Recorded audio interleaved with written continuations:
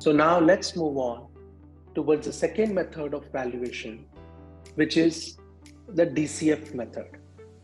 Okay, so there is one case study for DCF which will go through that. Now remember, in DCF method, we are going to take the cash flow as a base. Okay, here we have taken dividend as a base. Here we are going to take the cash flow. And we are going to see two different methods here. Okay, so let's first go through the case study and then we'll explain how to go ahead of it. Now, this is the current year balance sheet of a company, which says that the equity fund is 2 lakh and the debt is 1 lakh 50. So the total capital that the company has is 3 lakh 50,000 currently. And there is a current asset of 25,000 and the long-term asset, that is fixed assets, of 3 lakh 25,000. Okay. And they have given us the future sales revenue that they are expected to be there for a company in the next 4 years. At year 1, the expected revenue will be 2 lakh 80. At second year, they are saying the expected sales revenue can be 3 lakh 50. At third year, it can be 3 lakh 30. And at fourth year, it will be 4 lakh 60,000. Tell me what you will call to this 4 year which is being given here. What is this 4 year?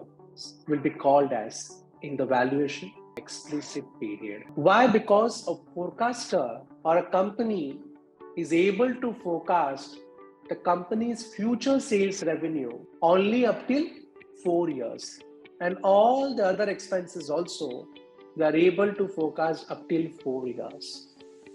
So these 4 years will be called as an explicit period in the valuation term, because they have explicitly been able to forecast the company's revenue and the expenses.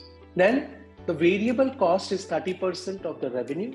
The fixed costs are estimated to be 25,000 per year for the first 2 years and 40,000 for the next 2 years.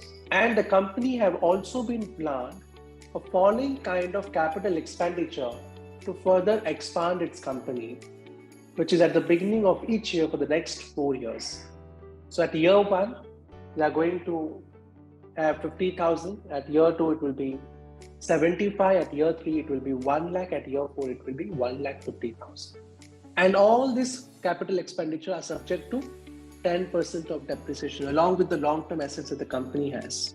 Then working capital is nothing but current assets minus current liabilities. Now, since the company does not have any current liabilities in its books, whatever current assets of 25,000 is the working capital for a company. Working capital in terms of investment in current assets are estimated to be 10% of the revenue.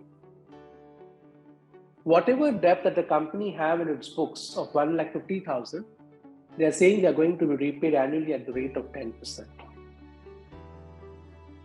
And the effective tax rate of a company is 30%. And the free cash flows of the company is expected to grow at 5% per annum after 4 years. What does it mean? What this line means? This line means that after 4th year, since the forecaster is not able to forecast the future of a company, he had made a single assumption that all the future cash flows of the company after 4 years, that is from 5th year onwards, is going to grow by 5% per annum. So that is a terminal growth rate, right? So they have divided the explicit period into and terminal period accordingly. Then WACC, will see what is that, 15%. And you need to determine the value of firm and value of equity.